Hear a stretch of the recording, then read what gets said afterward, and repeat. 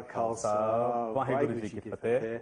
Satnam, my name is Rajinder Singh, and welcome to another show of Bit Conscious Living. It's the show where we bring inspirational people, where they're doing something which goes beyond, I believe, what the average person does. But as you know, we have two amazing guests on here today. The normal tradition is where I do ask them to introduce themselves straight away, but I just want to give you a bit about their background, actually. We've got Ian Young, who has, and we were just talking earlier, he's made such amazing, well, what can I say, the word work, life, it hits a topic that affects us directly and indirectly. At the same token, by such popular demand, I've been talking to so many people, and it's such a pleasure, and I really mean that from my heart. We had Sukhi Wahiwala, and we had so many people asking, can we please have him back? He hits a topic which, as you know, Sangatji, the recession, the way the economy is, and, we need somebody who knows how to talk to the people in a language that they can understand, and it's very rare to find such individuals. So, enough of me talking, it was just a quick introduction, but I'm going to pass you over to Ian Young of Sober Services. Satnam, and welcome to the Conscious Living Show. Thank you. Please tell us a bit about yourself in a nutshell, so the Sangat, our viewers, know a bit about yourself. Sure. Thank you. First of all, I'm delighted to be here. I'm always honoured to be a guest in any environment. This is my first experience with a TV show that considers the Sikh faith, and it's an absolute honour for me to be here. I hope that I can match up to your standards. I am one of those cases of a bad boy turned good. I was a 13-year homeless statistic, an intravenous drug user. I had never been employed. I'd been expelled from school at the age of 16 for trying to burn down the fifth form block. Well, they couldn't prove it, but that's kind of the presumption behind it.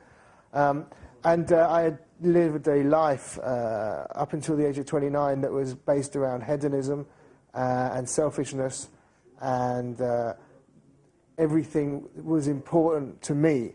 And when I talk about selfishness and greed and self-centeredness, yes, my disregard for other people and for other people's existence or their needs or their requirements were pushed aside as I led my own life of making sure that I got everything that I wanted.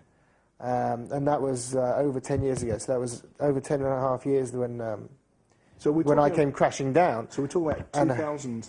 2001, I got sober, clean and sober. Wow, that's amazing. So it's amazing because, first of all, thank you once again for coming onto the show. Honor, as always.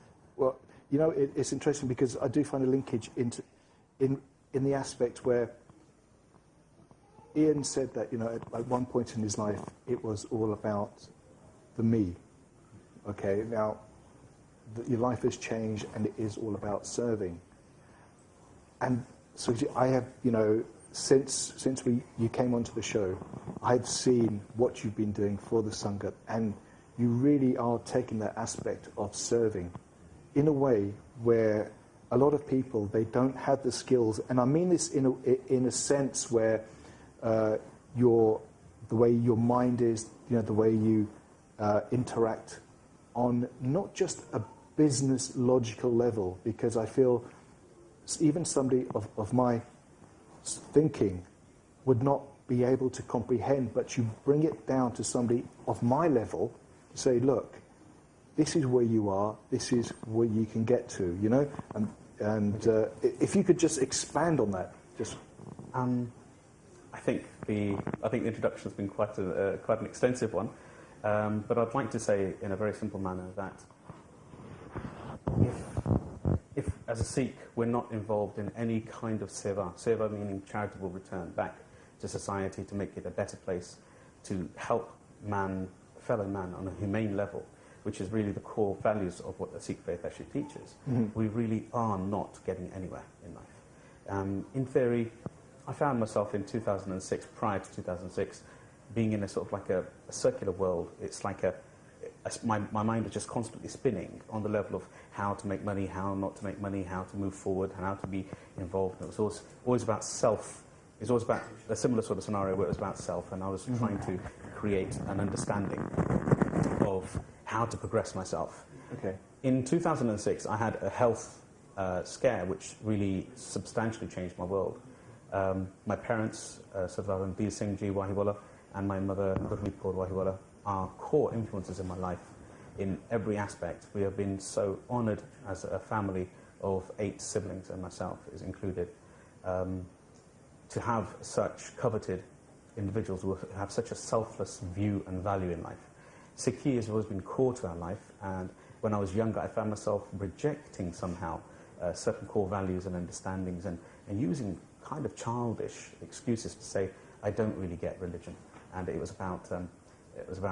it's more about social sciences and getting involved in people. But the reality is that as I've grown older, and to be honest with yourself, had a near-death experience in 2006, it has sort of shocked the system. But more, the way I would actually pronounce this a little bit better would be in saying that it stopped my spinning world. You know, I found myself less like a headless chicken, and a little bit more focused within what's beneficial to myself by helping others. I have a very strong ethos which was taught to us at a very young age. Just a conversion of what Guru Nanak Dev Ji says anyway. It's, man, you can't learn without teaching. So you have to be in that flow. Yes. My mission statement today is very concise and very simple. I want to inspire and create change on everyone's level. So if it's in the form of helping somebody socially, domestically, or in the form of assisting people on a coaching mentoring platform within business, consulting, growing companies, recovering companies, and helping new startups, that's where my mission statement is. That's beautiful. And I'm sure, you know, as I say, a lot of Sangat out there, at the end of the day, when we're being realistic here, we are all feeling the pinch in one form or another, and it's nice to have somebody there who's been through there and, you know, has the experience. Because a lot of people, you know, they start on the aspect of business, but they don't really have a mentor as such. So, you know, that's right. Yes. Now I know, I do understand, and so much, you know, Sukhi Wahiwala's time is very valuable. But it's so nice of you to, you know, take time, and I mean that without, you know, in any, you know, boosting ego in any shape or form. None at all. Ian Young, in very similar circumstances, 10 years ago you said that your life changed. Well, it's interesting hearing Sukhi tell his story about how in 2006 he had a near-death experience. Yeah. And from that, this phoenix came out of the ashes, and he dedicated his life to more contribution. Yes. Now, I had nothing quite so severe, but in the same time equally severe. I had 3 overdoses. But it wasn't that got me to the point where I was ready to stop. It was actually a pain inside my soul, and the acknowledgement that I no longer liked the person that I had become, and the feelings of hopelessness around the situation.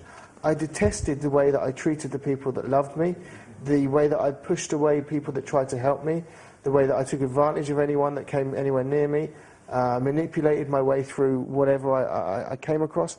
I really got to a point where I hated the person that I had become. And it was at that point that I had enough pain inside me to cry out. And, you know, I don't know why, and I can't explain it, but for some reason, I remember it would have been the end of the year 2000, around the time, November, maybe December, in the year 2000, and I was sat in a room, a very small room, painted canary yellow, strangely enough, this was, I was injecting cocaine, and I was naked, because when you inject cocaine, you sweat a lot. And so I throw all my clothes away, and when you're injecting cocaine, everything is very manic.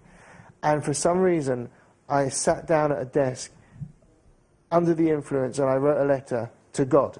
And I've never had any recognition or understanding or desire to communicate with a deity. For me, you know, thank God I'm an atheist. You know, that was my attitude. I had no that's a joke, yeah. I had no conception. I understood that, yes. I thought... I had no conception of what God could mean for me. Having been raised in one way by my family and just turned my back on it, any form of religion and God was a taboo subject of which I pushed away as I got into drug culture. But for some reason, high, under the influence of cocaine, I wrote a letter to God and effectively broke down and said, I'm done. I don't like this, I don't like me, I don't like my world. Please, what do I do? And effectively, it was a prayer. But it was a prayer and a cry for help. Yeah. And that was late November, early December, and a few weeks later, it was Christmas. I found myself homeless, having been evicted, in a very poor state. And for some reason, I ended up going back to my parents' house, knowing that they weren't there. And I hadn't lived with my parents since I was 16. But I knew that they were away, and I knew that my little sister was there. And I turned up, and my little sister, of course, she kind of idolized her older brother, who she saw as some hippie. She, of course, let me in, and I told her I was a little bit ill when I was going through a major cold turkey withdrawal. And it wasn't my worst detox, but it was another one. And I sat there and I shivered and I shook, and I knew that I had got to this point just having written this letter to God, and that somehow I had a God consciousness that this was the path, this was the way that I should be going. And I trusted and I believed. And, you know, one of the hardest parts of getting drug and alcohol free, or whatever your substance or your behaviour is the hardest part is not stopping. The hardest part is staying stopped. Yes, that makes so much sense, yeah. No, but at this point, I was just going through the hard part of stopping, which is a painful, physically traumatic event. And I don't know if you have seen the film Merry Christmas, Mr. Lawrence. It's a film with David Bowie, and in it portrays prisoners of war during World War II in the Pacific Front. And at one point, David Bowie, as a punishment for some meaningless whatever, gets buried up to his neck in the sand and left in the blaring sun for 3 days and 3 nights with no food and no water. And I thought, watching this during my last detox, that if those unfortunates could suffer those tortures and pain and discomfort, then I can make it through this. And so that was my driving force. But I knew that not only was I going to make it through this, but everything was going to be all right, because I'd already, for some reason, been opened up to this concept that God was answering my prayers. And God then delivered me through that period into exposure with other people who were on a spiritual path as a form of recovery from their addiction. Fantastic. And that's really where the journey has begun for me. So that was, in a sense, where your life, as we sort of know it from this point onwards, started. I like to say that was the new chapter in the book. Yes. That's amazing. Sukhi, it's fascinating because everyone has a driving force, and in similar circumstances, 2006, as you say, was a new chapter, if I'm correct in saying that. Yes, absolutely. In your life. Yes. Just to confirm something, that before then I wasn't in any kind of a bad mental state or a bad person trying to just turn around and rip people off in any way. Business has been running in our family for quite some generations, so it's been quite sort of natural, a progression to see and have like a razor-sharp vision on what I want to actually achieve in life. Yes. But 2006 actually changed my way, where what I was doing on a daily basis with my group of companies at the time, in the region of around about 5 to 10 companies, that I actually decided that it wasn't really about the money, because that was never the driver force for me. It was always about caring for my parents, for my wife, for my children, for every sibling within the family, and having a respect for my name, my God-given name, that was handed over to ourselves. So for me, it was a major clarity of understanding that to find out exactly what my purpose was in life. What was I trying to achieve in life? Where was I going? And it wasn't just about being worth 5 million, 10 million, 20 and 30. It was more about, what am I going to leave on this planet? Wow. As I mentioned last time, with Guru Nanak Dev Ji's thought processes, which are very profound in our family and life, where they asked a king, a very powerful king, to hand a needle over to him on the other side. And on the other side, I mean by when a person's passed on, going into the spiritual realm. Yes. And him realizing that he couldn't do that. He couldn't take that pin over with him. These are very profound things that were always interjected in our neurology by my honoured father in our view, and mother.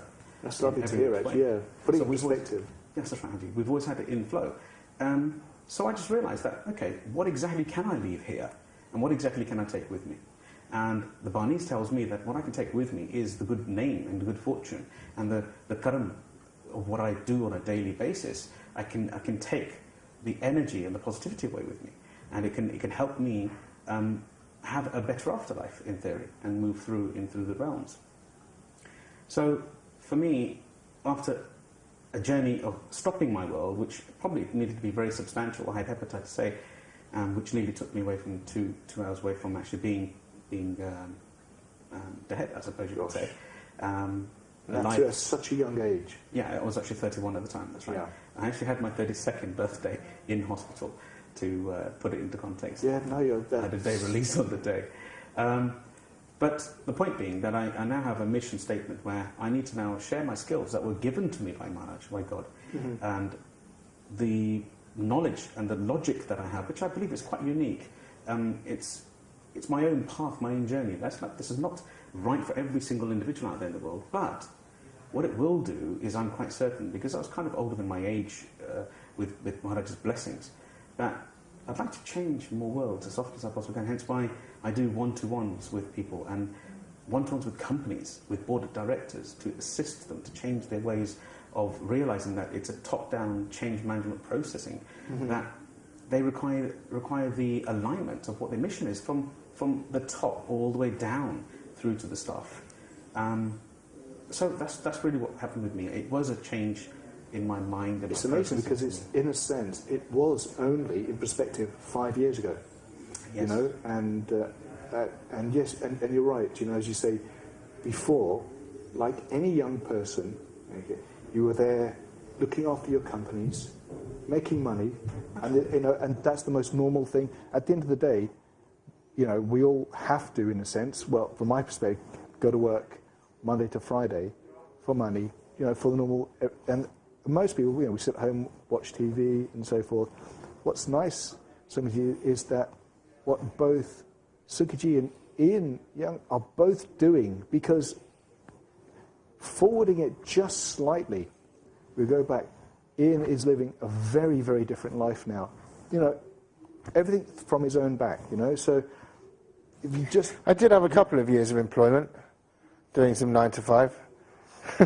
Don't worry, I'm still there, okay? So, I mean, at the beginning, I needed to learn social skills, and I needed to learn how to fit into society. I'd kind of lived as an outlaw for many years, and so first of all, I tried. Well, my first legal job that I got was buying and selling chocolate wholesale.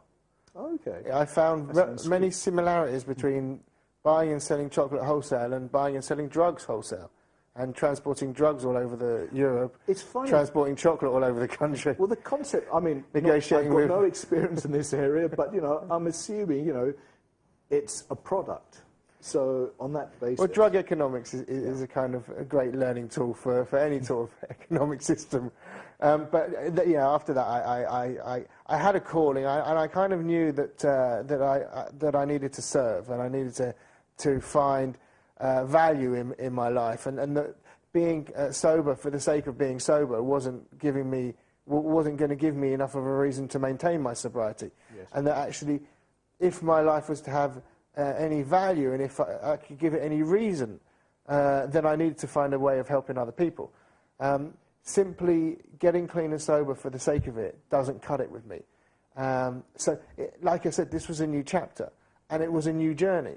And this journey was all about how can I bring quality to other people's lives. I've always been overwhelmed with my own personal feelings of gratitude for the gift that God gave me with my sobriety, because it was a new lease of life. At the age of 26, I was physically shutting down. My body was not healthy. Wow. At the age of 29, it was when I got sober. And I couldn't walk up a flight of stairs. I didn't have any hair. I used to say 40% lighter than I am today, but it's probably about 50% now. And I just have to say, and that's in amazing contrast, because I know you're about to climb Mount Kilimanjaro. So, flight of stairs to a mountain, it's just to put that into perspective. We were talking about this earlier. So, through my insanity, I've made a decision that I'm going to climb Mount Kilimanjaro. I leave on January the 31st. If anyone would like to sponsor me, I'd be grateful. I'm doing it for 2 charities, actually. We will put it on our Conscious Living website, so if it's fine with yourself, we'll put it on our website. Yeah, I'm doing it for 2 charities, so I'd be delighted if that could happen. And I'm doing it, I haven't really started any training yet, and it's 2.5 months away. Apart from this morning, or this afternoon, I walked from Waterloo to Paddington. It took me 3 hours. I don't know if that's quick. Allowing for traffic. Yeah. But the point is that, I set myself these challenges in life. I'm not someone to just sit back and let the world happen. I'm someone that wants to make the world a better place and to participate in the world and to have an adventure. I turned 40 last Wednesday, and I had my 40th party on the weekend. And I did a speech, and I managed to mention why everybody was in the room, because I pulled people right the way from my teenage years, all people throughout my life that were relevant for me, all into the room at the same place. And I did a speech where I combined everyone. And then I said, is there any questions? And someone asked me, Ian, what's the most important lesson you've learned in life so far?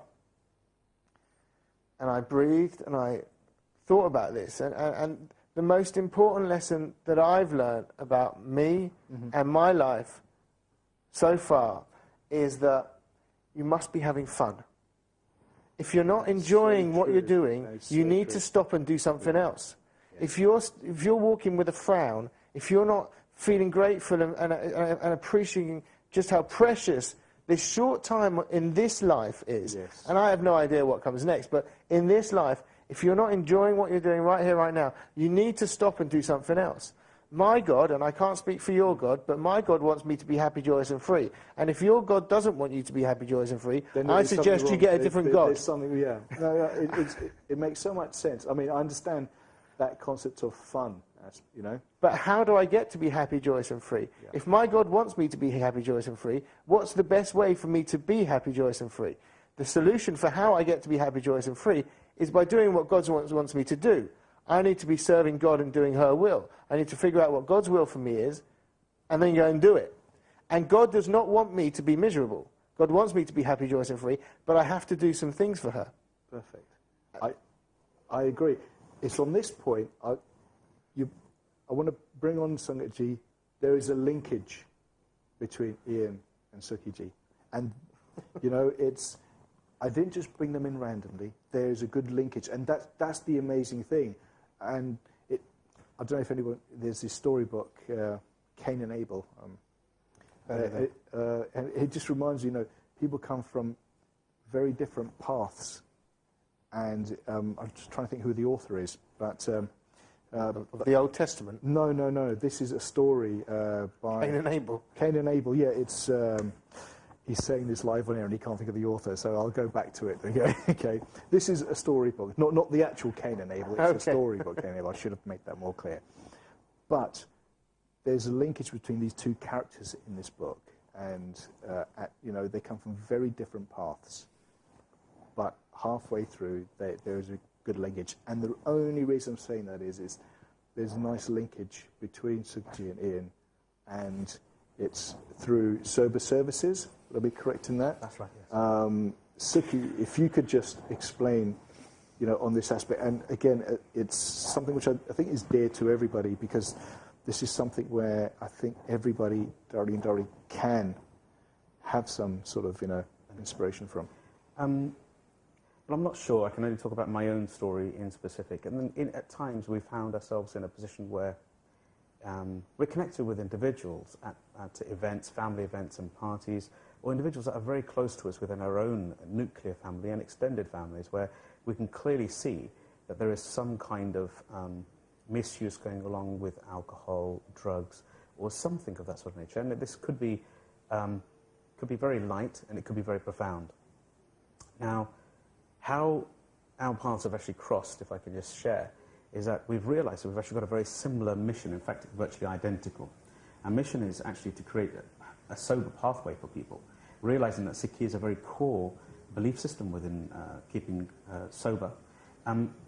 We both have a very clear synchronicity where Guru says very clearly that replace your need for any kind of misuse and replace it with the name of God. And when you replace it with the name of God, it's not a short-term boost in your neurology, should I say. It's not a short-term mood boost. It's a long-term mood boost. And Maharaj Satsangaji, I want to share that is absolutely the case for myself. Yes. I've never been a heavy drinker of any kind, or really any kind of misuse of any substance.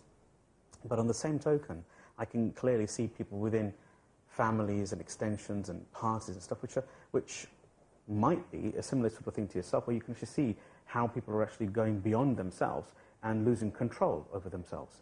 Now, as individuals, this could be a person on their own, themselves talking and seeing and realising, taking a path journey the same as what Ian did, where he realised that he didn't like what he'd become. Now, if that happens, there has to be some way or some kind of support system that can help you.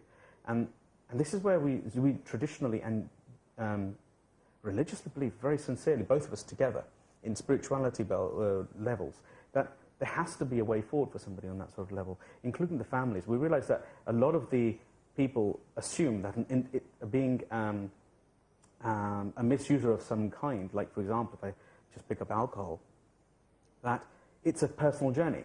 Sure it isn't, because Ian and myself both believe very sincerely that it's actually the whole family, it's the nuclear family that suffers. Every single person within and I think family. that tends to be forgotten a lot of the time. It's not just the individual, it's the loved ones around them as well. Yeah. Virtually always. And what we've found is there's a unique, a third member of our team, which isn't here today. His name is John McCann.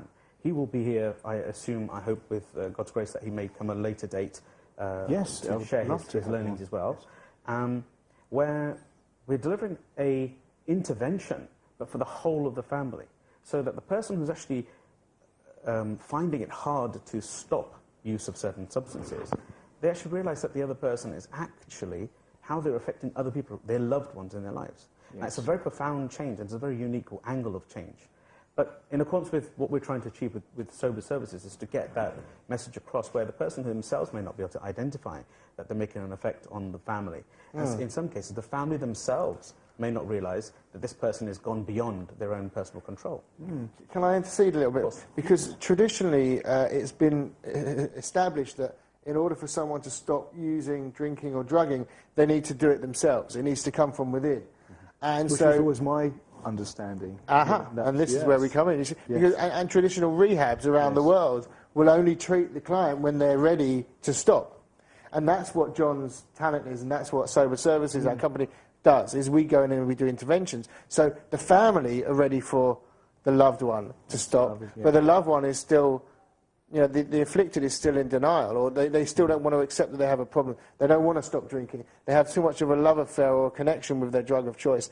Their behaviour is making them happy still. They're not experiencing the consequences. Everyone around them is. The family are suffering. And they can call us at this point, and we'll come in, and it's a family intervention. We prep the family, we get all them ready, and actually the afflicted is the last person to know what's going on. And they come into a room, and it's a loving, honest, and generous experience, where the end result is that the person who is afflicted will have a moment of clarity, where they will, for a moment, realise the harm that they're causing other people, and find that willingness to change. Do they find at any point that, you know, as I say, I do feel myself that, you know, if it's family or loved ones around, the person's going to get through. It's not the stopping, but it's the continuation of having stopped for 1 week, 1 month, 1 year. Yeah. But when they're obviously in denial in the beginning, do they say, hey, everyone leave me alone? You know, that sort of denial. Yeah, they'll push people. Yeah. For most of my adult life, my parents knew that I had a problem, but I didn't want to admit it. Okay, yeah. I wasn't prepared to say, I'm not having a good time.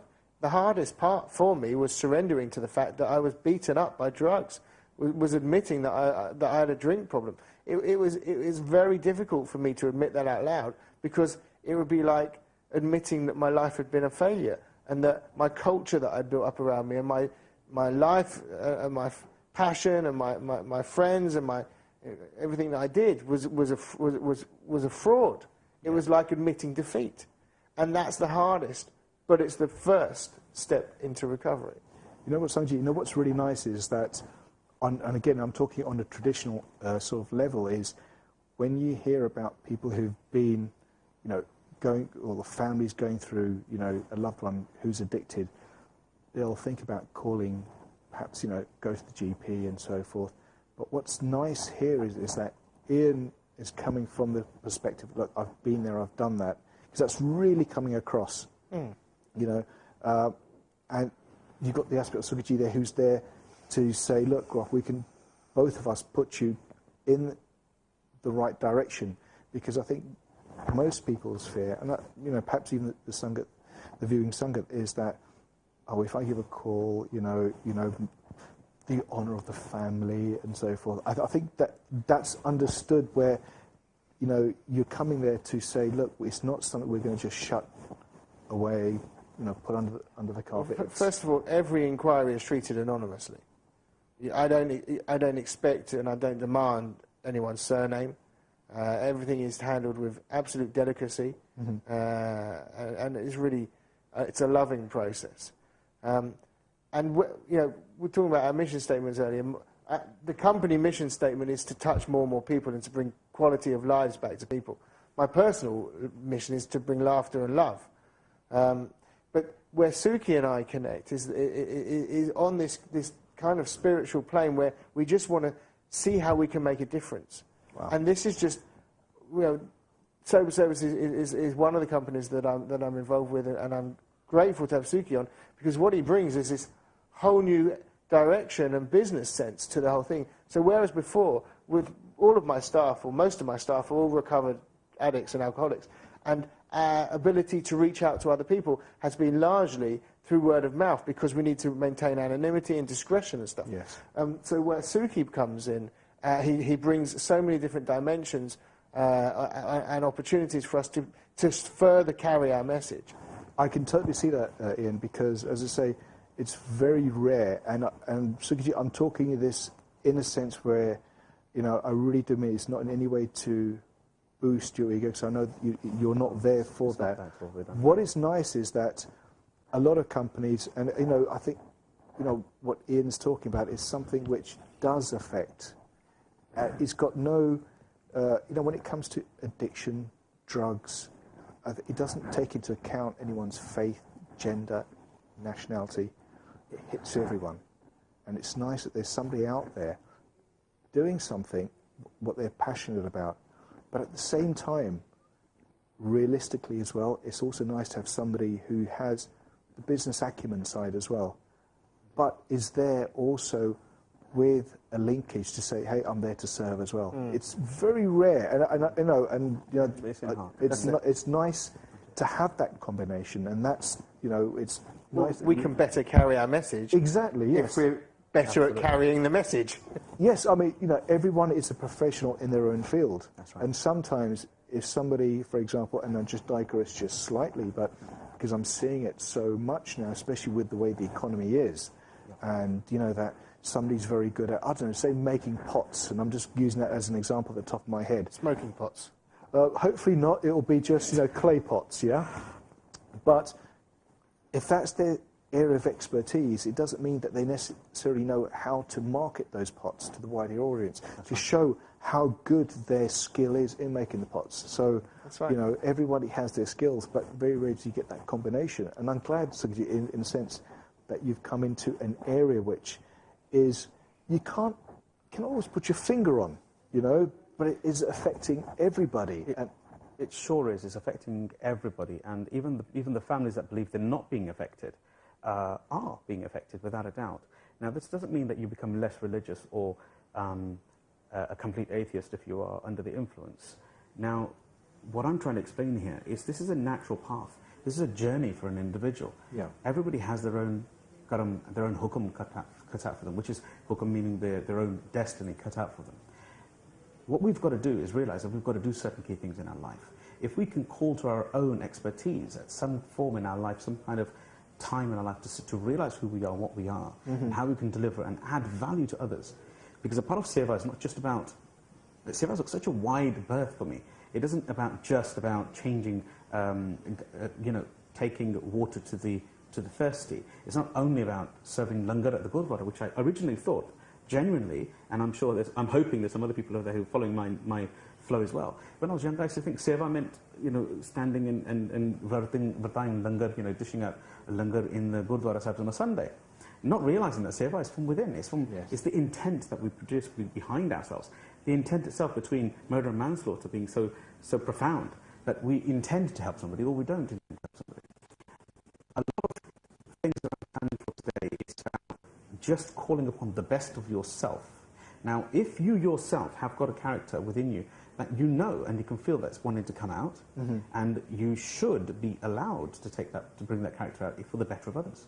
Now, a lot of people out there will probably perceive they haven't got anything. They've got this little quiet storyboard running on in their head. Yes. Occasionally they might talk about a passion from when they were younger, or their current passion that they're in the wrong place. And that might be somebody you know quite profoundly, maybe so personally, I don't know. But the point is that is what persons should bring out, and that is what we should use our faith, our belief in the Almighty, to help us keep ourselves on the right track. Because unless we replace our, what I call otherworldly deterrents and distractions with an alignment of peace, which comes from utilizing yoga, which you're very well known involved in, and also utilizing spiritual part, which is absolutely the core fundamental of our own personal spirituality, of understanding what our Bani is actually saying. But I wanted to bring something different. I wanted to try and share that actually Bani wasn't such a disconnect for the young generation. It was actually more on the level of trying to explain that I'm a humble soul and I'm trying to cut my own way forward in life and in my future to try and share and change other people's worlds. But on the path, if we can touch souls in many different ways, like stopping addictions, keeping misusage at control, allowing families to return back to what we call Sukh Shanti in their own family, utilizing Paramatma the Na in their home, in their life, in their hirda, on a daily basis. I agree, and it's also the mental sort of peace, Yes, absolutely. on that aspect, because I think it does affect everybody. My father profoundly says, if I can share, they profoundly say, and in a very deep way, in a sincere way, again, I'm going to use their name, and they'll be very annoyed with me afterwards saying that you shouldn't be using my name. But the reality is that he's a very humble man, and he says, we will see our heaven and hell on earth as we sit. Our families will be either in a heavenly cohesion with each other, with a Paramatma's alignment and spirituality, or alternatively we'll have another family which is bickering and fighting and annoyed with each other, and possibly has these dysfunctional scenarios within the families, which means that today hell is on earth. You're going through this now. So to attain heaven post our end of this particular life, we have to attain it here. And Satsangaji, it has to be with the element of involving Sikhi, spirituality, any religion that's of a purest nature within your line, within yourself. Oh, it's so true. I mean, what's nice, and as to say, time is always flying. Why is that, Sangaji? But, before we... Time flies, but aeroplanes crash. Yeah, well, hopefully they're not too often, Ian. Do Russia. Hopefully not too often. But, just bringing it back, and again, as I say, we were talking earlier, and it's nice, Sukhi, that you're talking about the inspiration that your parents have given. And it was also nice in the sense what you were saying earlier, how hard they worked. And that was one of, you know, at the end of the day, you know, and I mean this in the sense where we lead by example. Absolutely. You know, somebody, you know, very rarely changes from one aspect to the other. It's what's built on, you know. So you're a product of both your mum and dad in terms of the work ethic as well. We know, obviously, from the spiritual side, but the work ethic. And I remember you telling me when you were young, you used to go with your father to some properties and you used to say, what is this? And, you know, how he used to explain. I was blessed to be at the side of a truly inspirational entrepreneur who has seen success both spiritually and financially, and obviously in the goodness of his own family and upbringing with my mum itself.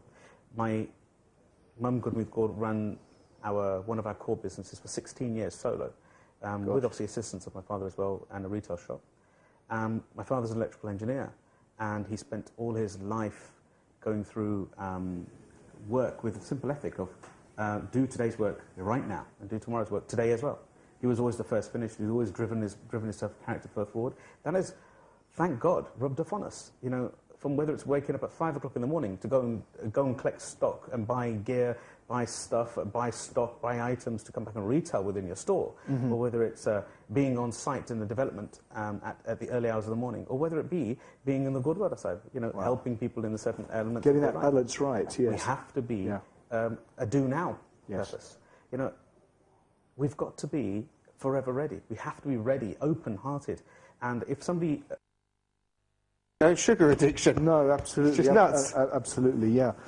You know, Sungji, we quickly come to the end. Please, could you give the website? We are going to put everything on the itconsciousliving.com website. I promise you, Sangat Ji, because I can imagine we'll be getting a lot of calls for this. But, you know... Yeah. It's soberservices.co.uk. You can find me on Facebook, Sober Services, giving daily inspirational quotes. You can find me on Twitter, @sober_services. And please, if you have any questions or if you're in any way affected or you want to ask anything, just go to the website, soberservices.co.uk. There's a big box there in the middle of the screen. You can't miss it. Or you can exit and you can read through what we do. Brilliant. Sungji, I've got some great news to tell you. It's not often that we're able to get somebody, you know, who, as you say, you're watching him on TV, but to actually have him live as a guest. We do have these monthly dinners every month. Sukhi has just agreed to be the main guest at one of our dinners. As I say, spaces are limited. We will put details on our website, but he'll be talking, as you say, just the aspects. If you're worried about how your business is going or where you're heading, or just need some impartial advice, as I say, I understand your time is valuable. Thank you for agreeing to come. It's more than an honour, and there's nothing. We are not individuals who are looking for fault in myself or anybody else. No, it's just simply the skills, G, because it's just simply the skills. You know, especially at the way the economy is at the moment.